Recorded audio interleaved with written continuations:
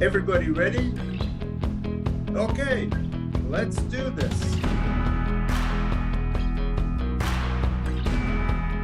Over 11 years, At Home on the Sound has been operating in a way that has contributed to the quality of life of so many people, helping, supporting, and advising people who want to age gracefully and with confidence in their own homes, in this community that they love.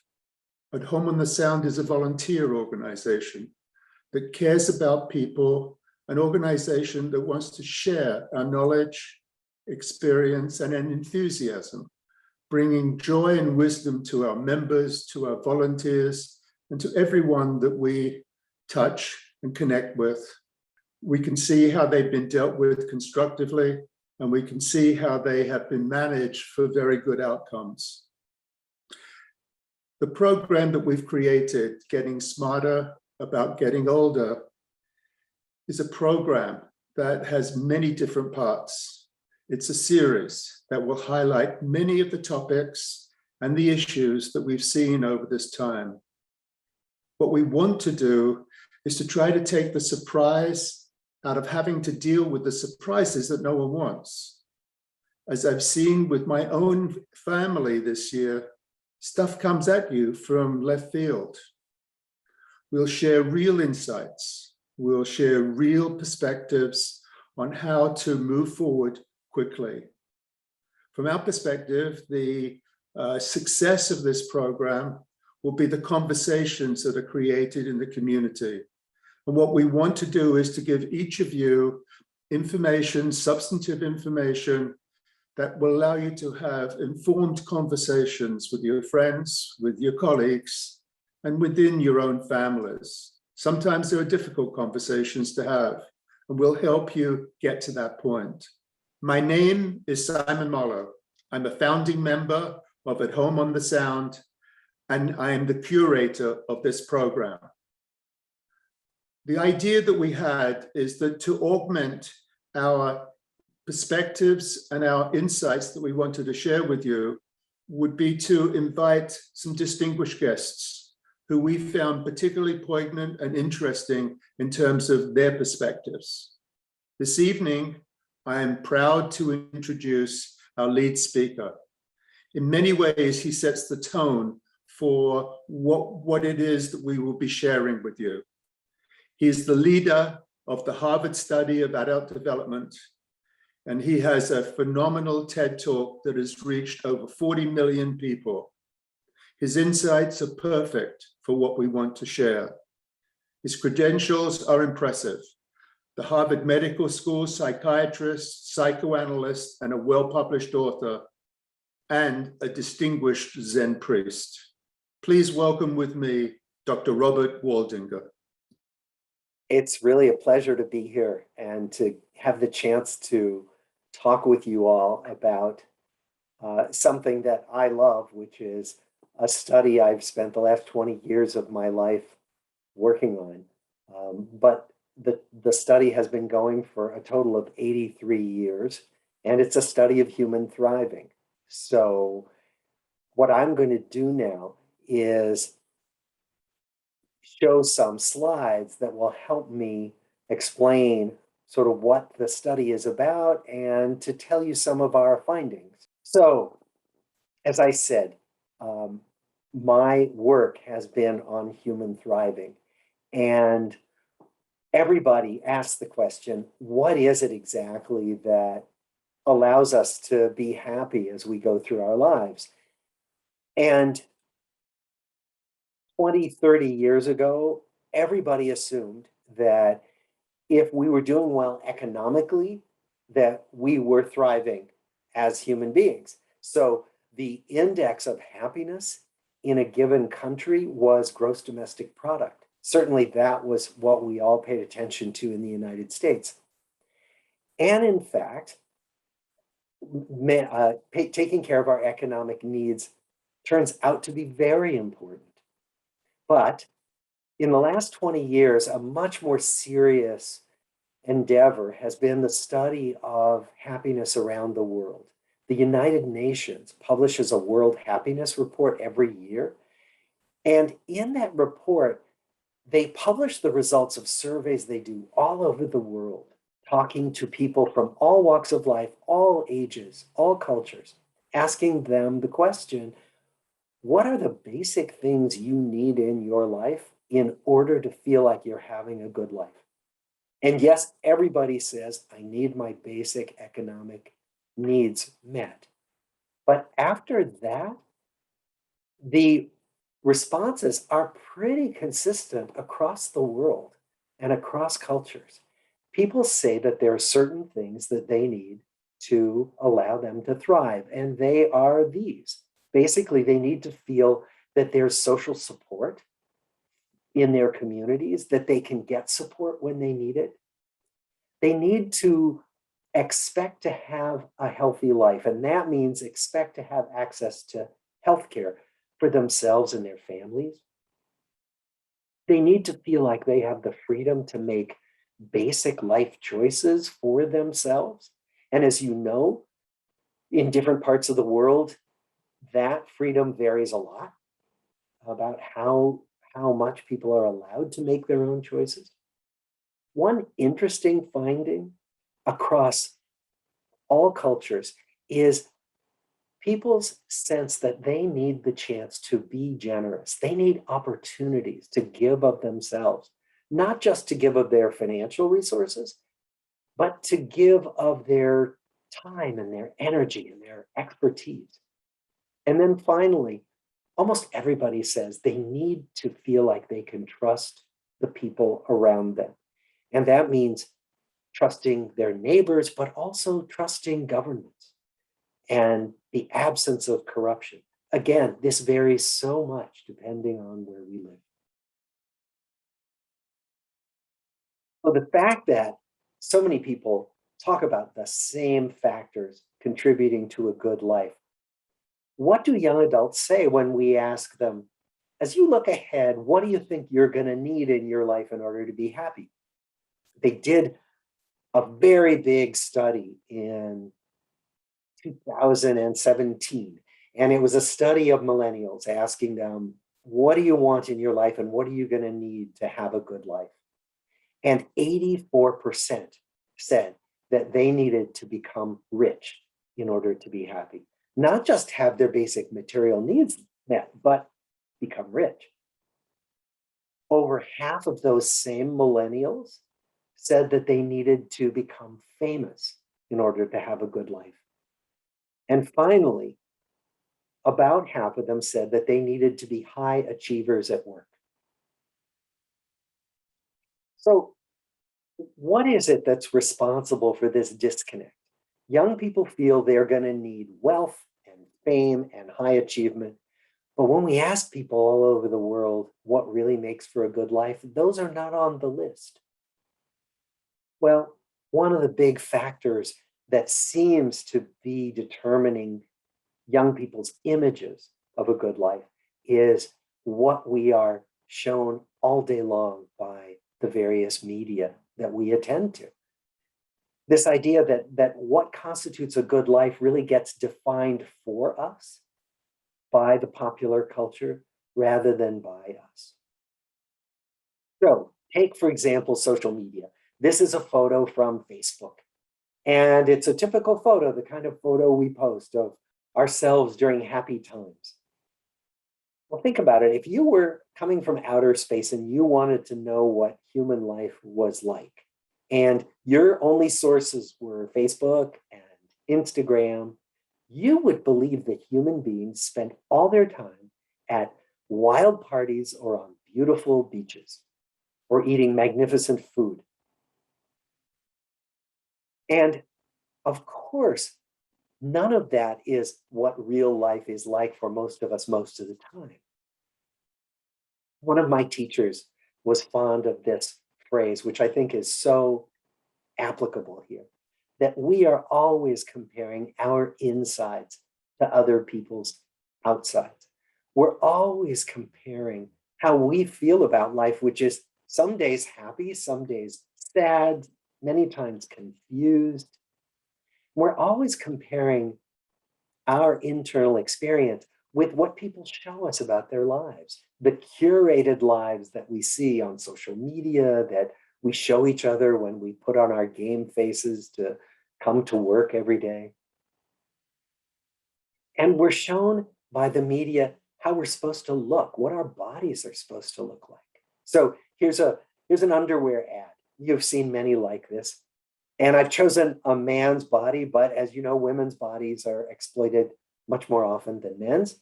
But we're shown these images of what the human body is supposed to look like. When was the last time that the ad industry showed us this ad? That what we're given is an image of what life is supposed to be like and what we are supposed to look like that is not reality. So then how do we learn about what life is like for most people? Well, most of the research that's done on human life is done by asking people to remember the past. And as you know, the past is a difficult thing to ascertain, and human memory is full of holes. And in fact, human memory can be quite creative. We can make up things that happened in our pasts without even realizing that we've done so. So what can we do to supplement memory, which of course is an important source of information about life? Well, this is where I'm making a case for the endeavor that I've been involved in for the last 20 years, which is longitudinal lifespan developmental research, following the same lives all the way through from childhood into old age. Why is this important? Well, if we were to just take snapshots of human life at any given moment, let's say, for example, we look at a group of 20-year-olds and a group of 40-year-olds and a group of 60-year-olds right now, today. That can be useful, but it can cause us to make connections that aren't really true. The idea being that if we just look around us and take a snapshot of life, we can miss some of the really important processes that happen. And that's why studying people for long periods of time can add so much to our understanding of what allows people to thrive as they go through life. So the Harvard study of adult development is the study that I've led for the last 20 years. It began as two separate studies. One was a study of young adult well-being, and it began with Harvard College undergraduates, sophomores, age 19, who were chosen by their deans as being fine, upstanding young men who were predicted to have good, healthy lives. So the study was meant to go for 5 to 10 years, tracking these young men as they moved from teenage years into young adulthood. Now, of course, this is the most politically incorrect sample you could possibly have, all white males from Harvard. But at that time, the thinking was that was a way to study normal development. The second study was a study of inner city boys, boys who grew up in Boston's poorest neighborhoods, but also boys who were from the most troubled families, families beset by parental mental illness, physical illness, domestic violence, substance abuse. These children were studied by Sheldon Gluck and Eleanor Gluck, a Harvard Law School professor, and his social worker spouse. They were interested in why some children from really difficult backgrounds avoided falling into juvenile delinquency, avoided getting in trouble with the law. And then both of these studies were combined in the 1970s so that we now get to study both groups together.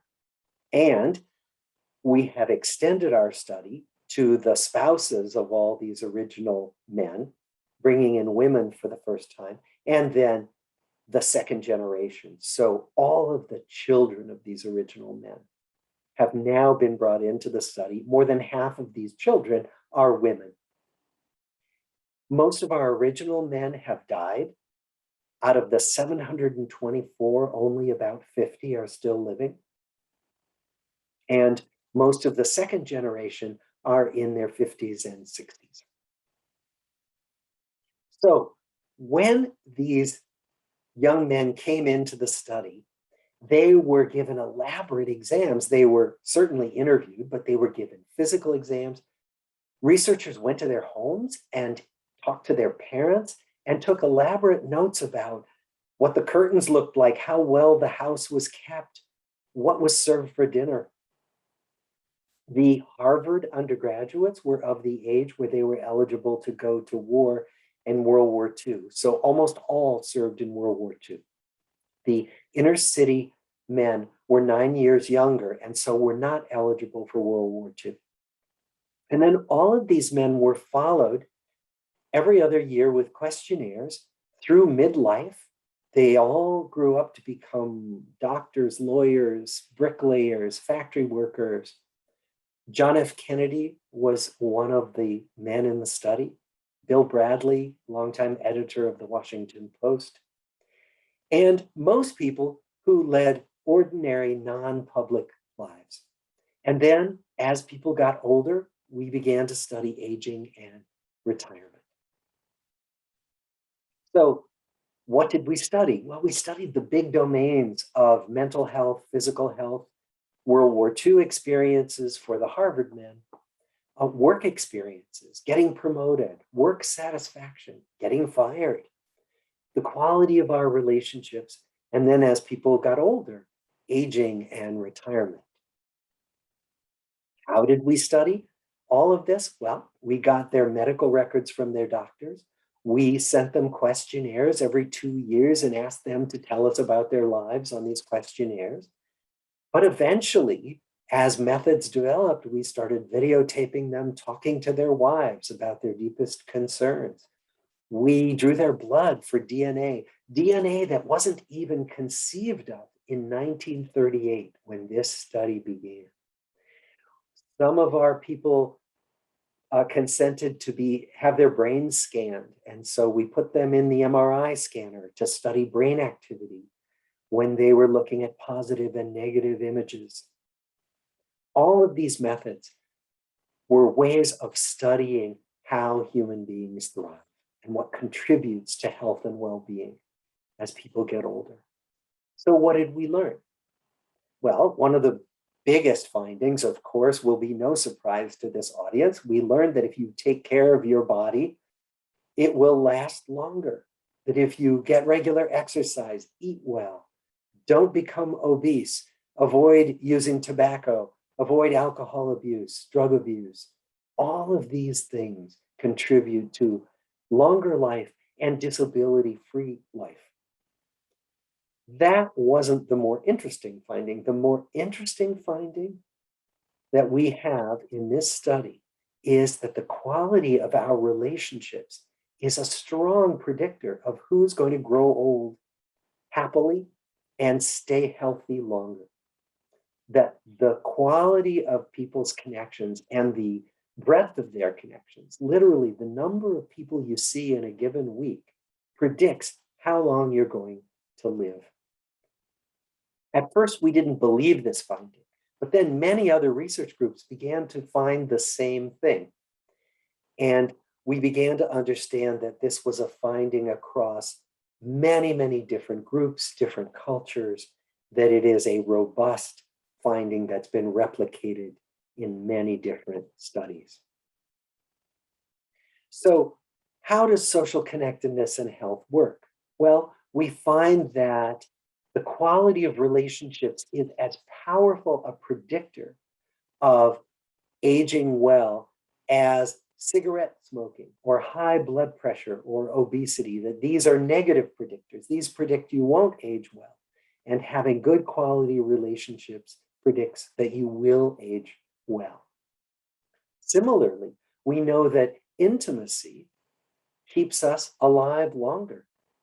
Married men live between 7 and 17 years longer. Married women, it's not such a good deal for the women, but they live between 5 and 12 years longer. and that broader social networks and greater social activity as we get older predicts that our brains will decline less soon, they will stay healthy longer, and that our brains are less likely to decline at all while we're alive. So social activity contributes to brain health. And as I said, it's not just the quantity of relationships, the number of people you see, it's the quality. So what we know is that when we have more negative dealings with people every day, it predicts earlier physical disability. That when we have more positive dealings with people during the day, it decreases the body's stress reactivity. And what we find is that the quality of our marriages, marital satisfaction at age 50 is a strong predictor of healthy aging at age 80. And that comes particularly from our longitudinal study. The other thing we know is that loneliness is particularly toxic. Loneliness is different from how many people you see. Loneliness is that subjective experience of not being as connected to other people as you want to be. And that means you can be lonely in a marriage, you can be lonely in a crowd, or you can be quite content and not lonely as a hermit, meditating on a mountaintop. But we know that loneliness predicts earlier physical decline and earlier mental decline. And the sad thing is that in surveys on any given day, 1 in 4 people in the United States will say that they're lonely. And those rates are higher in some other areas of the world. So how does this work? As researchers, we search for how exactly relationships could get into your body and change your physiology. How does relationship quality affect our health? And there's some good hypotheses now with some data that is supporting these hypotheses. So first of all, what we find is that people who are more stressed and are lonelier have heightened cardiovascular reactivity, that they also have lower immune function, so they can ward off disease less well, and that they are in states of chronic inflammation, where the body mounts an inflammatory response that is supposed to go away when the source of inflammation has ended, like an infection, but chronic stress keeps us chronically inflamed, and that can break down multiple systems in the body, including the heart, the joints, the gastrointestinal tract. Now, one of the things that's great about following people over time is you get to ask the same questions over and over again. So in our 83-year-long study, we asked people about their marital relationships on 8 separate occasions over 50 years. And what we found is what other studies find as well, which is that our relationship satisfaction is the highest when we first get together with our partners, not surprisingly. And then our marital satisfaction goes down when the first child is born. And in the United States, relationship satisfaction goes up again when children leave home. And it only decreases again if children come back to live at home. Now, the other thing we find when we study relationships over time is that they do not need to be smooth. In fact, no relationship is without conflict, as we know. And that it isn't the amount of arguing a couple does. It isn't whether couples get angry at each other. It's whether there's a bedrock of affection and respect that predicts which couples are going to stay together and which couples are going to be relatively content. And that's important because the stereotype is that anger is bad, arguing is bad, conflict is bad. But that turns out not to be the case. The other thing we find, and this may be particularly relevant to all of you, is that we get happier as we age and our relationships get happier. That what we find is that as we age, our intimate partnerships make us happier, that there are fewer conflicts among older couples than there are among younger couples, because conflict resolution is kind of a younger person's sport, that actually older couples have figured out ways, by and large, to work out their conflicts. So they stop arguing about the things they used to argue about, and they more accept each other's positions and find ways to move through conflicts with less difficulty. Similarly, what we find is that in older couples, they express more affection for each other, even when they're having an argument, even when they're working out disagreements. And this is the case even in less happy relationships. People, single or partnered, get happier as they get older. As a population, we get happier as we age. Why is this?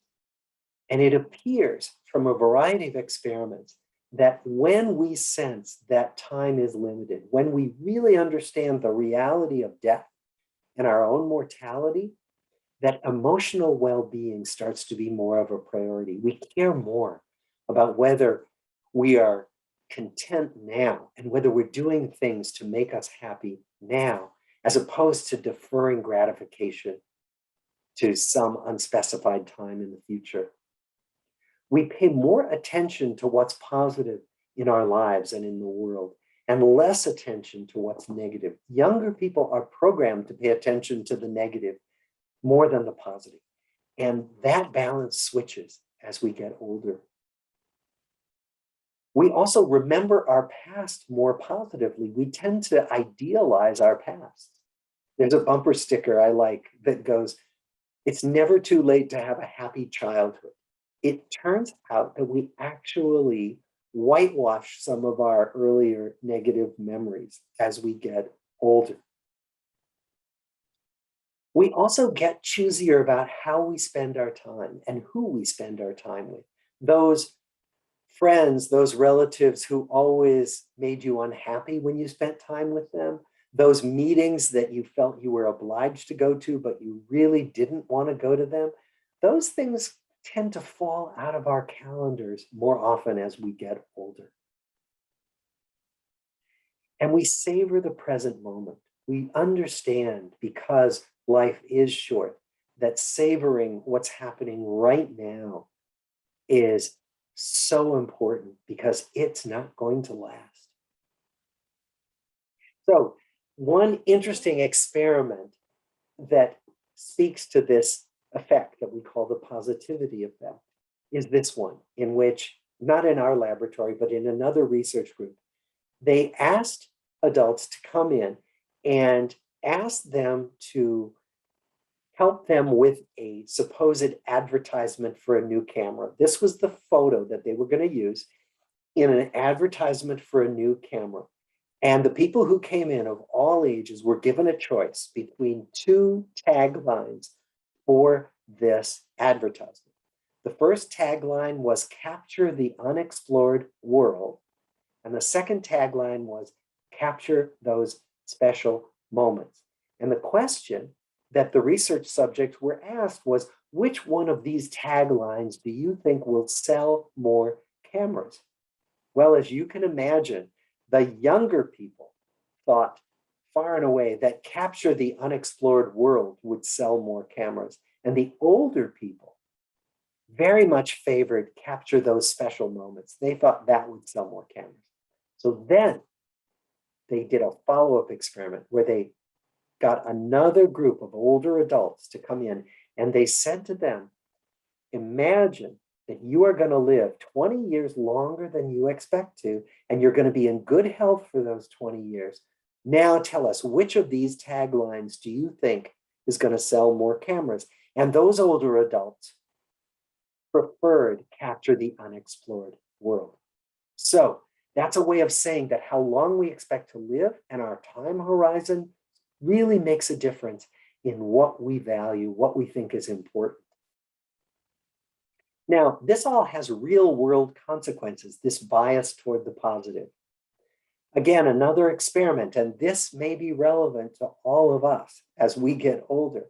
They gave older and younger adults 3 hypothetical health plans, and they gave them brochures about them and details to memorize. So plan A was, had good access to doctors and very good nursing care, but not such good emergency care and not such good prescription benefits. And as you can see, plan B had different pluses and minuses. And when they then 30 minutes later asked people to remember everything they could about these health plans, they found that the younger adults were much better at remembering what was wrong with these different health plans. And they forgot what was good about the health plans. For older adults, say age 50 and older, it was just the opposite. They were really good at remembering what was good about these different health plans.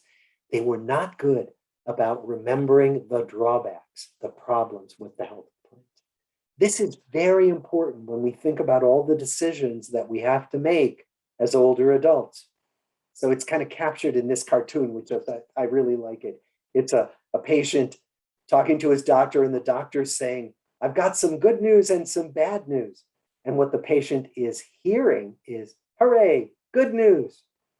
We tend to screen out the negative. We tend to screen out bad news. And for that reason, they're actually developing protocols for doctor-patient visits where doctors encourage older adults to bring someone else with them to a doctor's visit so that 2 pairs of ears are better than 1 to listen to what's being said. They now will print out summaries of what happened during medical visits so you can take it home and look at it again and be reminded of both the pluses and minuses of information that you heard during a medical visit. So just switching gears briefly to another set of experiments in which we looked at how do we spend our discretionary income and what makes us happier?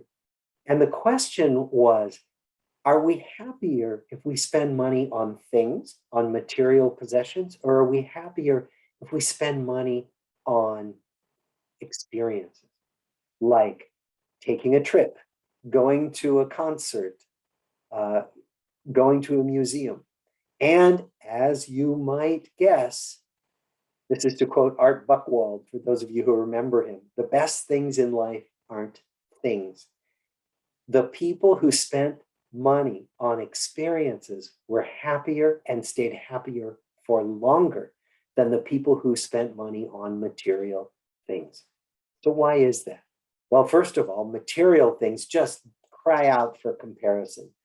If I buy a big screen TV like my TV in back of me, I'm happy with it for a while, and then I come to take it for granted. And then I go to my friend's house and see, oh, she has a bigger TV than I do.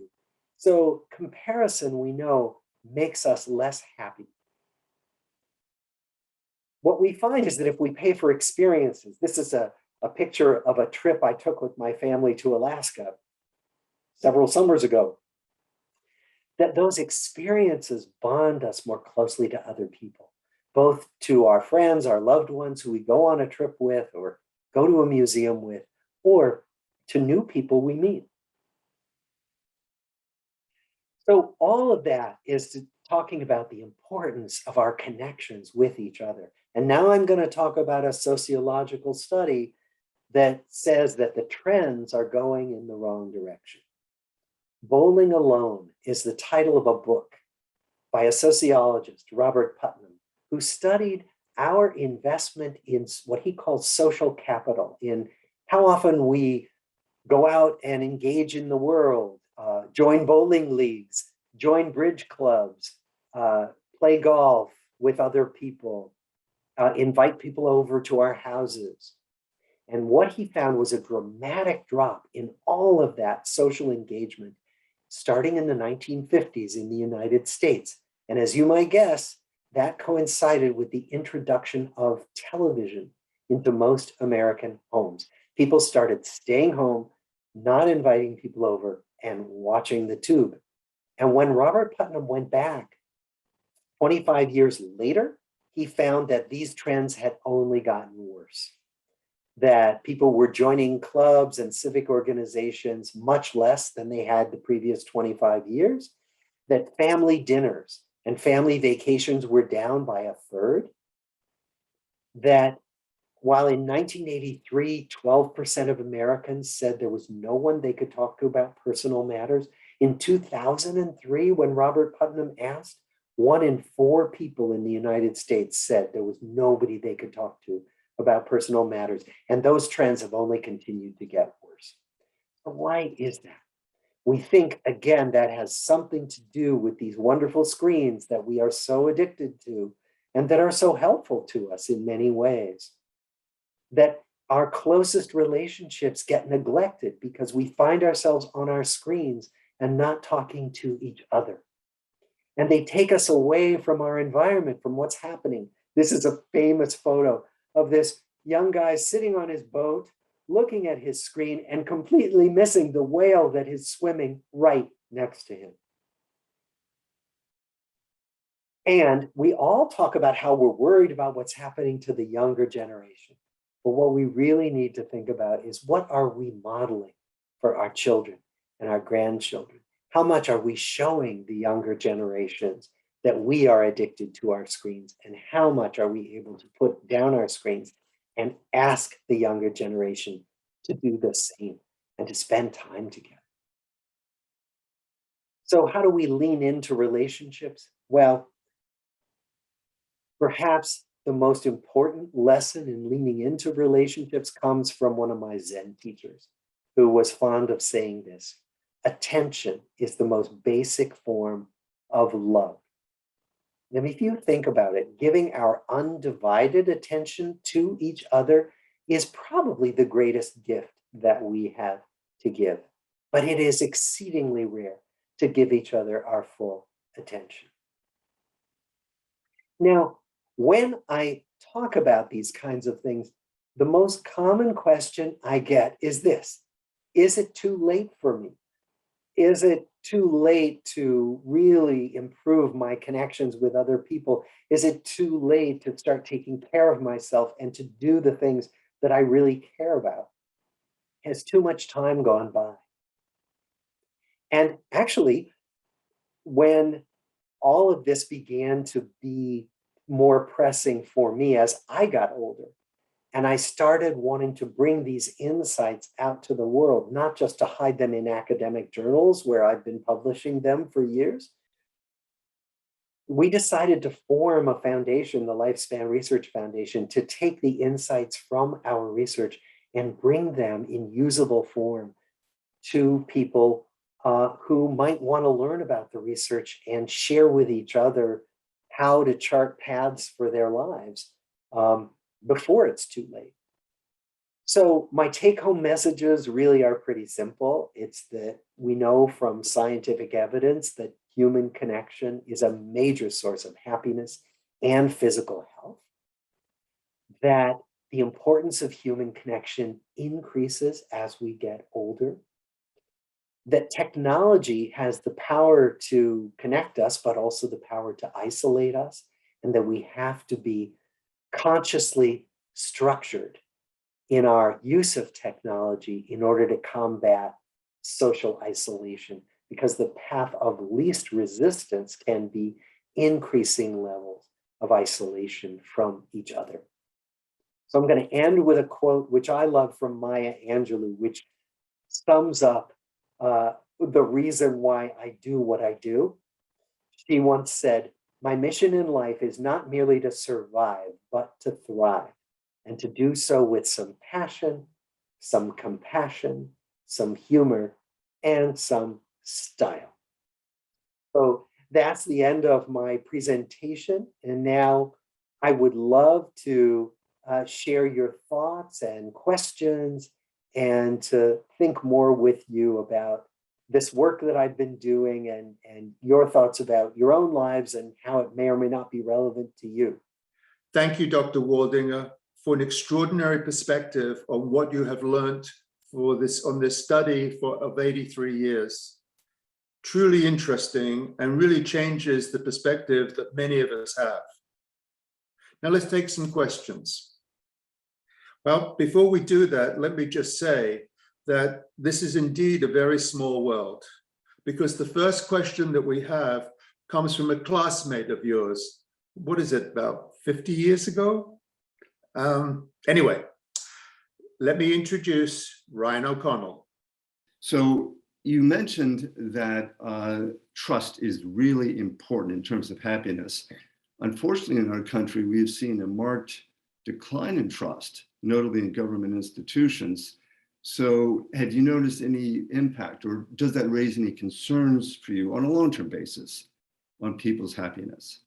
That's the first question. Second question, Bob, over the course of this wonderful study that you've conducted, we've seen a profound change in that women have entered the workforce in great numbers. And I wonder if you have seen any impact, positive or otherwise, in terms of people's happiness from that long-term trend. Well, Ryan, let me try to address both questions because they're both so good. Your first question about trust, we are in a difficult situation now where trust in government institutions has decreased. One of the things that I find hopeful is government institutions at the local level, because one place where people have to trust, have to cooperate, is in fixing a bridge or repairing a sewer or getting schools to open again. And so, yes, there are some conflicts at the local level, but at the local level where the rubber meets the road, there's more potential to rebuild trust in government institutions as we work with each other. And then another possibility that I've heard about that I think has some merit is, for the long term, thinking of some kind of national service for young people, where people from all walks of life do a year of national service where they, not military service necessarily, but some kind of service where we are mixed together the way we have been in wartime, particularly World War II, where people from different backgrounds have to learn to depend on each other and trust each other. That went a long way to unifying us as a country after World War II. So that's the trust issue. And then your point about women entering the workplace and what difference that has made in well-being. Well, certainly for many women, it has made for greater well-being because there are more options for women. Some women still want to take the roles that women took 50 years ago, where they stay at home, they raise families, and do very meaningful, exhausting work, maintaining households and creating home life. But there are people now who are CEOs, who are vice presidents of the United States, who are doing all kinds of things that we want women to be able to do.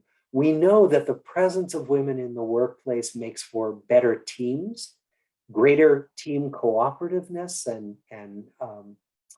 and better functioning in organizations. However, one of the trends that still has not changed is that women are still more responsible for the domestic workload than men. What that means is we have what's called a double burden for women, that women who, many of whom work full time, still have to go home and make dinner and help the kids with their homework and do all the things that homemakers traditionally did. So the equalization of domestic work has not happened. It is happening more and more, but not nearly at the pace that's needed so that women aren't doubly burdened by going out into the workforce. But by and large, it's thrilling to watch women move into positions of leadership in our society. Doctor, you have made it clear that conflict in relationships can have an adverse effect on happiness, and we clearly can understand how that would be. But have you seen instances in your study where those who have found happiness, especially in their later years, have gotten to that point because of their ability to overcome conflict or to deal with conflict in healthy ways. What has your study told you about how to handle conflict in healthy ways? Such an important question. And I said a few things about that when I talked about relationships always having conflict in them. But that point about working through conflicts, working out differences is really important. That what we find actually is that when we can work out differences with somebody we have a conflict with, the relationship usually gets stronger. It gets better. So that in fact, conflict doesn't have to be a problem. It can be an opportunity for things getting better. Now, that said, some relationships are abusive. And what we know is that the incidence of domestic violence, of physical abuse, of emotional abuse, of sexual abuse is high in all social classes, in all neighborhoods, all demographics. Those relationships need to be stepped away from or need serious professional help. So we don't encourage people to stay in relationships where there is actual abuse going on, at least without getting some serious intervention. But other than that, most relationships benefit from working through conflicts. And that includes relationships across political divides. Right now, we are so divided in our country. What we need to do is learn how to talk with each other and really listen and understand each other. It's the only way we're going to stop being in these silly and somewhat meaningless camps that have divided us unnecessarily. I'm wondering if you could talk a little bit about what's been learned about the importance of intergenerational relationships as we age, and specifically perhaps how communities of faith might facilitate those types of relationships in our mobile world. That's a great question. What we find is that people want to be generative. And what we mean by that, it's using the psychologist Erik Erikson's term.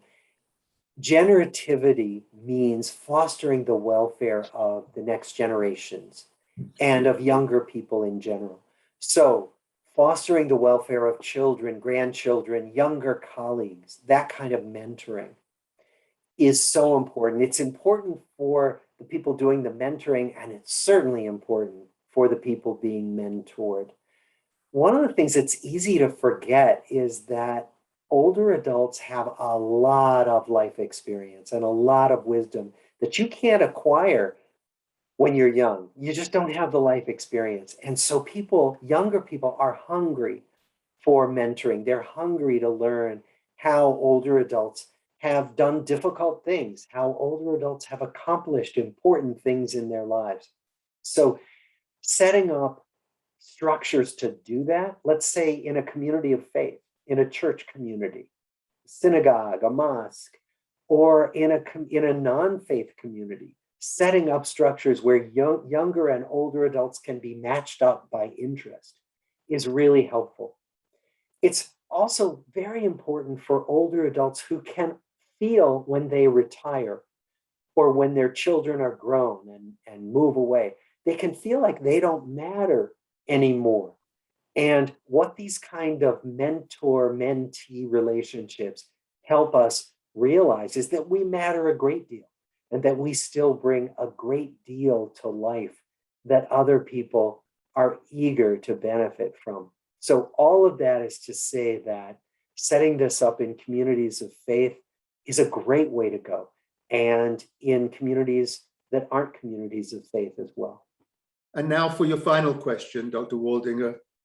If I got this right, you've encouraged us all individually about the importance of maintaining and developing relationships, the importance of focusing on social connectivity if we really want to age well and be as healthy for as long as possible, and to keep broadening our social networks, not just the people we currently know. So based on what you've seen from your research and all the other things that you have explored, what then do you see as the value of an organization like At Home on the Sound?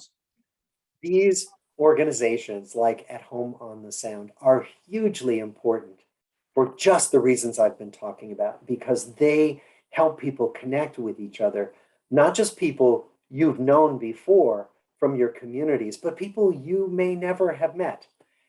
Those connections can be so enlivening and nourishing.